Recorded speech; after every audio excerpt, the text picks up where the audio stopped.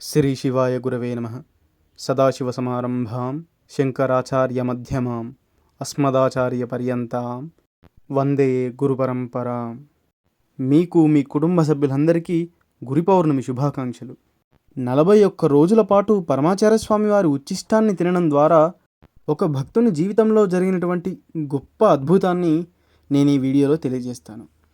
Video నచ్చినట్టయితే వీడియోని like చేసి ఇలాంటి మరెన్నో మహాస్వామి వారి లీలల కోసం మన ఛానల్ని సబ్స్క్రైబ్ చేయండి.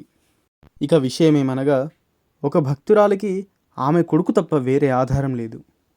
ఆ అబ్బాయికి ఏదో చర్మ వ్యాధి వచ్చి వేగంగా శరీరమంతా వ్యాపించి బాధిస్తోంది. ఆ అబ్బాయికి ఒళ్ళంతా చాలా దురదగా ఉంటుంది. బాధ తట్టుకోలేక గోకితే చర్మం పగిలి తీవ్ర రక్తస్రావమయ్యి పెద్ద పుండుగా ఏర్పడుతుంది. ఆ తల్లి హృదయం పిల్లవాడి బాధను చూడలేకపోయింది. పరమాచార్య స్వామివారి దగ్గరికి వచ్చి స్వామివారితో తన కష్టాలను చెప్పుకుంది. స్వామి, మీ అనుగ్రహం వల్లనే నా కొడుకు వ్యాధి నయమవ్వాలి. నేను మందుల ఖర్చు కూడా భరించలేని స్థితిలో ఉన్నాను. మీరు తప్ప నాకు దిక్కులేదు. దయచేసి మమ్మల్ని అనుగ్రహించండి పెరియవా అని వేడుకుంది. ఆమె చెప్తున్నదంతా విని మహాస్వామివారు ఆమె కొడుకుని శ్రీమఠంలోనే ఉండమని చెప్పారు. ఆ తరువాత మహాస్వామివారు ఆ పిల్లవాడితో, నేను భిక్ష చేశాక మిగిలింది తప్ప నువ్వేమీ తినకు, తాగకు. కాఫీ, టీ, పాలు ఏమీ తీసుకోకూడదు అని ఆజ్ఞాపించారు. ఆ తల్లి చాలా సంతోషంతో గురు ఆదేశాన్ని పాటించడానికి అంగీకరించింది.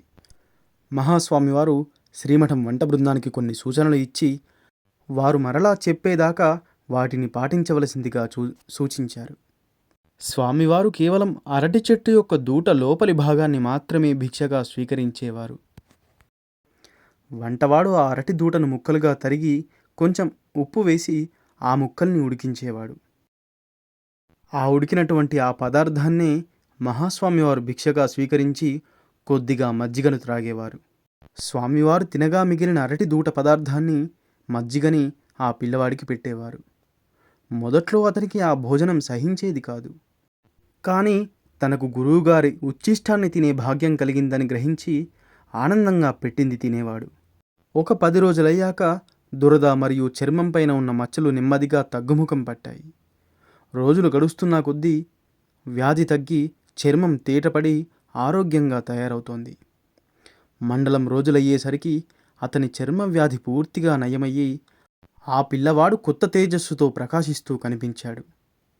అది చూసిన ఆ తల్లి ఆనందానికి అవధులు లేవు. నా కొడుకు అదృష్టాన్ని ఏమని చెప్పగలను?